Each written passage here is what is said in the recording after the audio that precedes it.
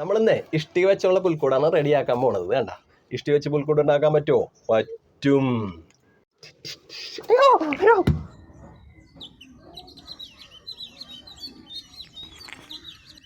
ഇന്ന് നമ്മളെ കാലത്ത് തന്നെ ഇഷ്ടികകൾ പെറുക്കാനുള്ള തയ്യാറെടുപ്പിലാണ്.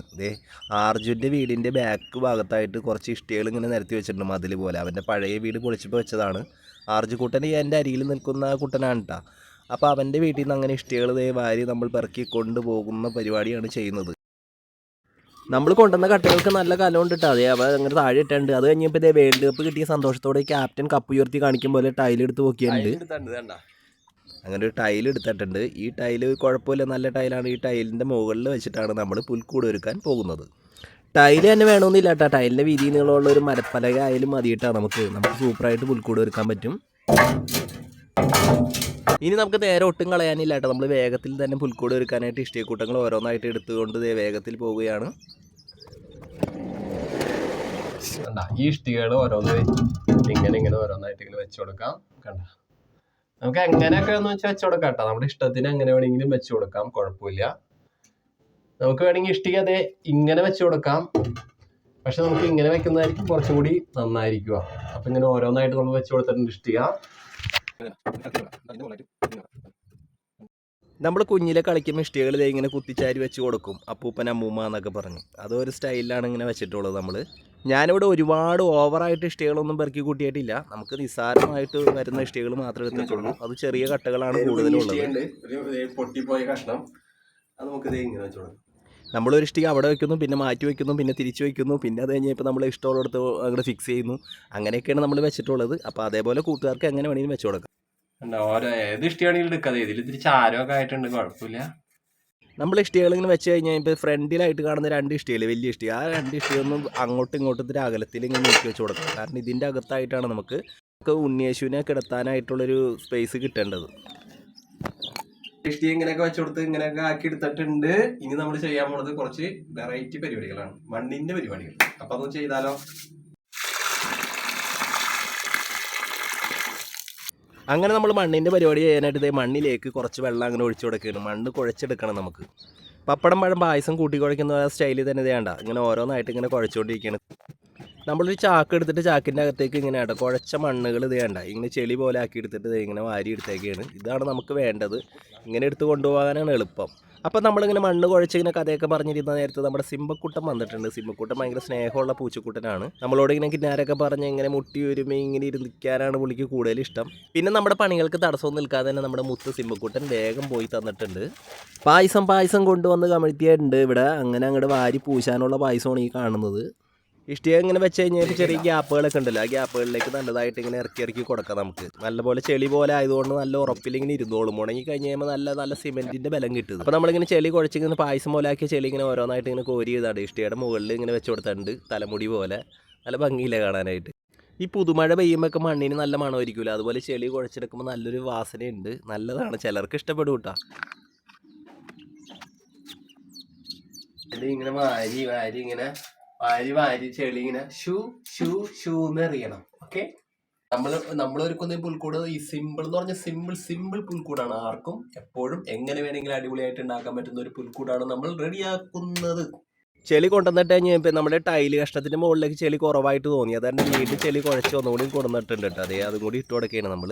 പണ്ടൊക്കെ വീടുകൾ തേക്കാനൊക്കെ പാടായിരിക്കുമല്ലോ. അപ്പോൾ സിമെൻ്റ് ഒന്നും മേടിക്കാനും കാശില്ലാത്തവർ എന്താ ചെയ്യാന്ന് വെച്ചാൽ ഇതേപോലെ മണ്ണ് ഇങ്ങനെ കുഴച്ച് ഇങ്ങനെ ചെളി പോലെ ആക്കി എടുത്തിട്ട് കൈകൊണ്ട് തന്നെ തേച്ച് പിടിപ്പിക്കുകയാണ് ചെയ്യാറ്. എൻ്റെ പഴയ വീട്, കുഞ്ഞു വീട് ഇതുപോലെ ചെയ്തിട്ടുണ്ട് കേട്ടോ. അങ്ങനെ നമ്മൾ ചെളി കുഴച്ച് ഇങ്ങനെ പരത്തി കൊടുത്തു കഴിഞ്ഞപ്പോൾ 2 കരിങ്കൽ കഷ്ണങ്ങൾ എടുത്തിട്ടുണ്ട്. അധികമൊന്നുമില്ല, 2 പീസുകൾ എടുത്തിട്ടുണ്ട് ചെറിയത്.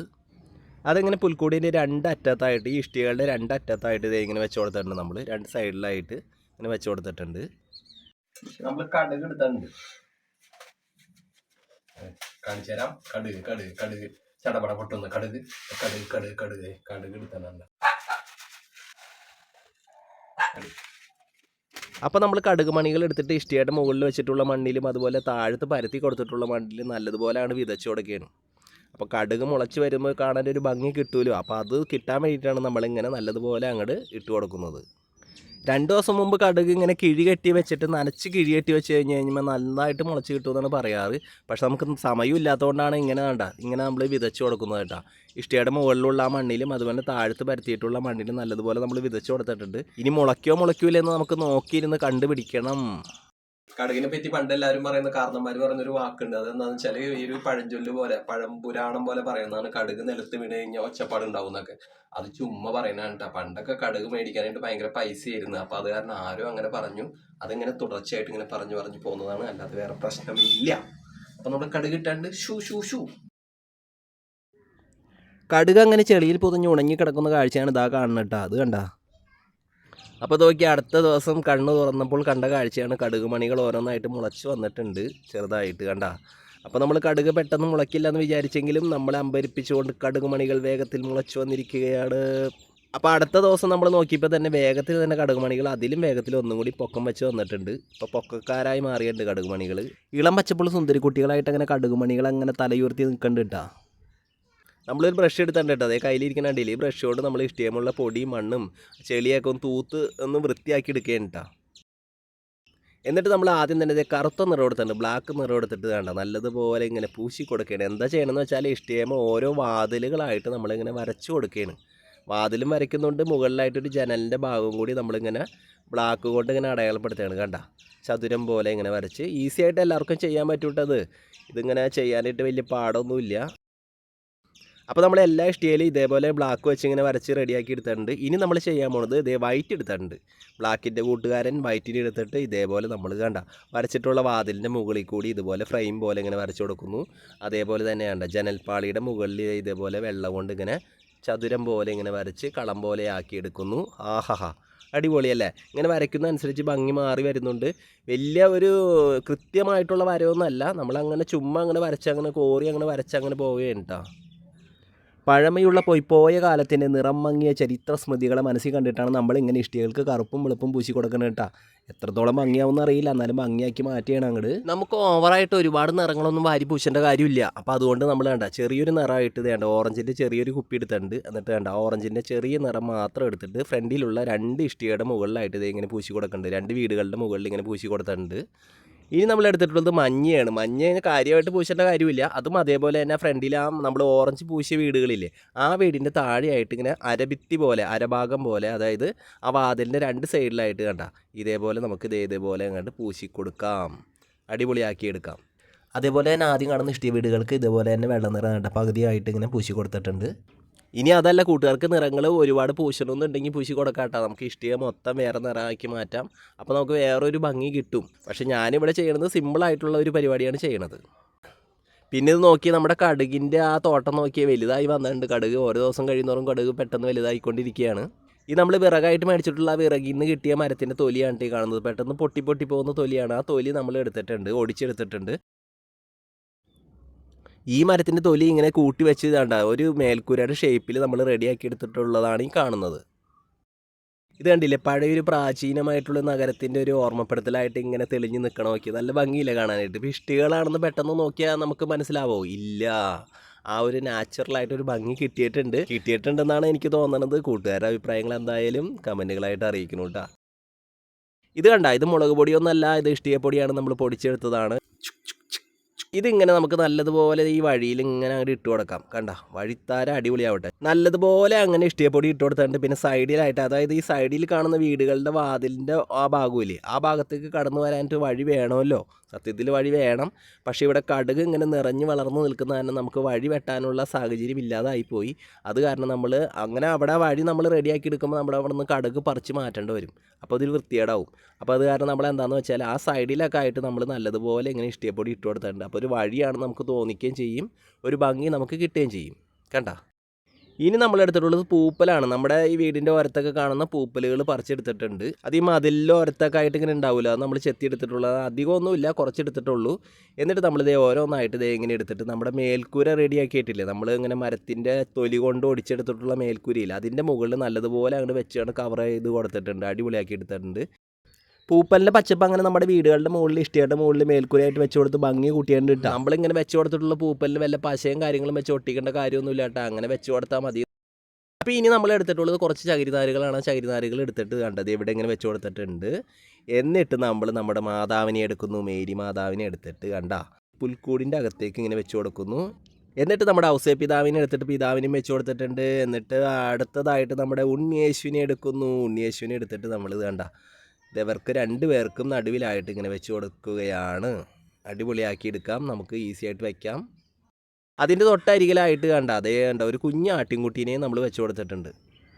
എന്നിട്ട് നമുക്ക് മാലാഖേനെ വെച്ച് കൊടുക്കാം. മാലാഖേനെ വെച്ച് കൊടുക്കാനായിട്ട് എവിടെയെങ്കിലും തൂക്കിയിടണം, പക്ഷെ തൂക്കിയിടാനുള്ള സാഹചര്യം ഇല്ല. അത് കാരണം ദേ 2 ഇഷ്ടികയുടെ ഗ്യാപ്പുകൾ ഉണ്ട്. ആ ഗ്യാപ്പുകളിൽ ദേ ഇങ്ങനെ വെച്ച് കൊടുത്ത് കഴിഞ്ഞപ്പോൾ അവിടെ ഇരിപ്പുണ്ട്. പിന്നെ അതേപോലെ തന്നെ ഇനി നമുക്ക് ആട്ടിടയന്മാരെയും അതുപോലെ രാജാക്കന്മാരെയൊക്കെ ദേ നമുക്ക് വേണ്ട വഴിയുടെ ഓരത്തും അതുപോലെ ഇഷ്ടമുള്ള എവിടെയെന്ന് വെച്ച് കൊടുക്കാം. കൂട്ടുകാർക്ക് എവിടെ ഇഷ്ടമെന്ന് വെച്ചാൽ അങ്ങനെ വെച്ച് കൊടുക്കാം കേട്ടോ.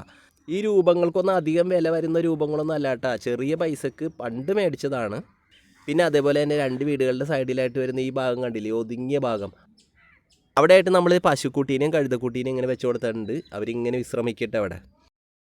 അവരിങ്ങനെ നമ്മുടെ ഉണ്ണിയേശു പിറന്ന സന്തോഷത്തിൽ അവിടെ സന്തോഷമായിട്ടിരിക്കട്ടെ. പിന്നെ അതേപോലെ തന്നെ നമ്മൾ നേരത്തെ തയ്യാറാക്കി വെച്ചൊരു ഏണിയുണ്ട്. ആ ഏണി എടുത്തിട്ട് വേണ്ട അത് ഇങ്ങനെ വേണ്ട വീടിൻ്റെ ഓരത്ത് ഇങ്ങനെ ചാരി വെച്ച് കൊടുത്തിട്ടുണ്ട്. ഒരു ഭംഗിയായിട്ടിരിക്കട്ടെ. ഈ പുൽക്കൂടിന് ഞാൻ കൊടുത്തിരിക്കുന്ന പേരെന്താണെന്ന് വെച്ചാൽ ഇഷ്ടിക പുൽക്കൂട് എന്നാണ് കേട്ടോ. ഇഷ്ടിക വെച്ചുണ്ടാക്കിയ കാരണം അങ്ങനെ ഒരു പേര് കൊടുത്താണ്. ഇതേപോലെയുള്ള പുൽക്കൂട് ഇതിനു മുമ്പ് ആരും ഉണ്ടാക്കി ഞാൻ കണ്ടിട്ടൊന്നുമില്ല. അപ്പോൾ ഇത് ലോകത്തിലെ ആദ്യത്തെ ഇഷ്ടിക പുൽക്കൂടാണെന്നാണ് എൻ്റെ ഒരു അഭിപ്രായം. ദൈവത്തിനറിയാം സത്യമാണോ എന്താണെന്ന്. നമുക്ക് വീട്ടിൽ കിട്ടുന്ന സാധനങ്ങൾ മാത്രം മതി. ഇഷ്ടിക ഇല്ലാത്ത വീടുകൾ ഉണ്ടാവില്ല. എന്തൊക്കെയായാലും പഴയ ഇഷ്ടികകളാണ് നമുക്ക് നല്ലത്, കാരണം ആ പഴമയുടെ ഭംഗി കിട്ടുമല്ലോ. പിന്നെ അതേപോലെ തന്നെ കൂട്ടുകാരുടെ കാഴ്ചയിൽ എന്തെങ്കിലുമൊക്കെ ഭംഗി കൂട്ടണമെന്നുണ്ടെങ്കിൽ നമുക്ക് ഇങ്ങനെയുള്ള പുൽക്കൂട് ഉണ്ടാക്കുമ്പോൾ നമുക്ക് അതൊക്കെ ചെയ്യാം കേട്ടോ. നമുക്ക് എന്താ വേണ്ടതെന്ന് വെച്ചാൽ ചെയ്ത് കഴിയുമ്പോൾ പുൽക്കൂടിന് സാധാരണമായിട്ടുള്ള ഭംഗിനേക്കാളും ഒരു മികച്ച ഒരു മികവുറ്റൊരു കാഴ്ച തന്നെ നമുക്ക് കിട്ടും. അപ്പോൾ നമ്മൾ പറഞ്ഞു വന്നത് ഇഷ്ടികയില്ലാത്ത വീടുകൾ ഉണ്ടാവില്ല, ഇഷ്ടികൾ എല്ലാ വീടുകളിലും ഉണ്ടാവും. ഇഷ്ടികൾ മതി. ഇതേപോലെ ഇങ്ങനെ കുത്തിച്ചാരി വെച്ച് കൊടുക്കുന്നു. എന്നിട്ട് അധികം വലിയ ചായക്കൂട്ടുകളൊന്നും വേണ്ട, കറുപ്പും വെളുപ്പും പ്രധാനമായിട്ടും ഉണ്ടായാൽ മതി. ഇപ്പോൾ കറുപ്പ് ഇല്ലെങ്കിൽ നമുക്ക് എന്താ ചെയ്യുക, ഇത്തിരി കൺമഷി പുരട്ടി കൊടുത്താലും മതി. വെളുപ്പില്ലെങ്കിൽ എന്താ ചെയ്യുക, ഇത്തിരി ചുണ്ണാമ്പ് പുരട്ടി കൊടുത്താലും മതി. അപ്പം നമുക്ക് ആ കറുപ്പും വെളുപ്പും കിട്ടുമല്ലോ. ബാക്കിയുള്ള നിറങ്ങൾ പ്രത്യേകിച്ച് ആവശ്യമൊന്നുമില്ല, നമുക്ക് ഇഷ്ടമുണ്ടെങ്കിൽ മാത്രം പൂശി കൊടുത്താൽ മതി. കണ്ടില്ലേ? എന്നിട്ട് നമുക്ക് ഇതേപോലുള്ള ഒരു കൊച്ചു പുൽക്കൂട്, അടിപൊളിയല്ലേ, നല്ല കാണാൻ നല്ല ചന്തമുള്ളൊരു പുൽക്കൂട്, സന്തോഷമായി നിറഞ്ഞു നിൽക്കുന്ന ആ പുതുരാവിൻ്റെ ഭംഗിയായിട്ട് നമുക്കങ്ങനെ ഒരു കൊച്ചു പുൽക്കൂട് ഒരുക്കാൻ പറ്റും. അപ്പം നമ്മൾ ഇഷ്ടിക പുൽക്കൂട് എന്ന് പറഞ്ഞാൽ നമ്മുടെ ഈ കൊച്ചു പുൽക്കൂട് എല്ലാവർക്കും ഇഷ്ടമായെന്ന് വിചാരിക്കുന്നു. അപ്പോൾ എന്തെങ്കിലും തെറ്റുകുറ്റങ്ങളൊക്കെ ഉണ്ടെങ്കിൽ എല്ലാവരും ക്ഷമിക്കണം, പൊറുക്കണം. അപ്പോൾ എല്ലാവരോടും സ്നേഹം മാത്രമേ ഉള്ളൂ. അപ്പോൾ നമ്മുടെ ഈ വീഡിയോ കണ്ട് എല്ലാവരും സപ്പോർട്ട് ചെയ്യണം. നമ്മുടെ പുൽക്കൂടിനെ പറ്റിയുള്ള അഭിപ്രായങ്ങൾ എന്ത് തന്നെയായാലും കമൻറ്റുകളായിട്ട് രേഖപ്പെടുത്തണം കേട്ടോ. അപ്പോൾ എല്ലാവരോടും സ്നേഹം, എല്ലാവർക്കും ഹാപ്പി ക്രിസ്മസ് നേരുന്നു. നമുക്ക് വീണ്ടും കണ്ടുമുട്ടാം. Okay, Tata, bye bye.